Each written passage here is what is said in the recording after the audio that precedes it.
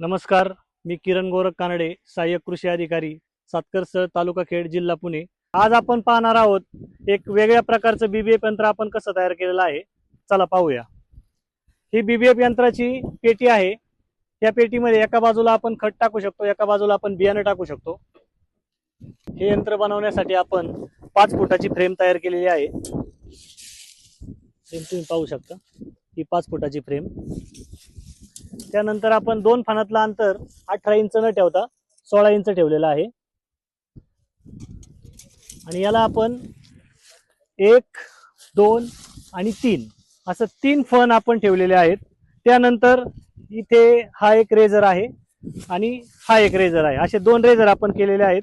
त्यानंतर रेझरची आपण ऍडजस्टमेंट या शेवटच्या फणानंतर 16 इंचाचा जो फण आहे तर 8 इंचावर आपण रेझर इथं सेट केलेला आहे। ह्या फ्रेम मध्ये तुम्ही पाहू शकता बऱ्यापैकी आपण ड्रिलिंग केलेलं आहे। हे ड्रिलिंग आपण का केलेलं आहे की बीबीएफचं आपलं काम झाल्याच्या नंतर आपण दाना मेथी किंवा दुसरी कोणतीही पिकं आपल्याला जर पेरायची असतील आणि अंतर आपल्याला त्यामध्ये कमी करायचं असेल तर तुम्ही इथे फण दुसरे ऍड करू शकता। याच्यामध्ये 3 आहे तर तुम्ही 5 फण किंवा 7 फण सुद्धा याच्यामध्ये ऍड करू शकता। पेरणी झाल्याच्या नंतर हा एक बेड तयार होतो। या बेडच्या कडेला बरोबर 2 सरी तयार होतात आणि हे 3 फण आपले हा इथे एक, हा एक आणि हा एक असे 3 फण तयार होऊन या बेडची बरोबर रुंदी आपल्याला 32 इंच तयार झालेली आहे। पहा, या पद्धतीने या मशीनने पेरणी केल्यावर अशा पद्धतीचा बेड तयार होतो।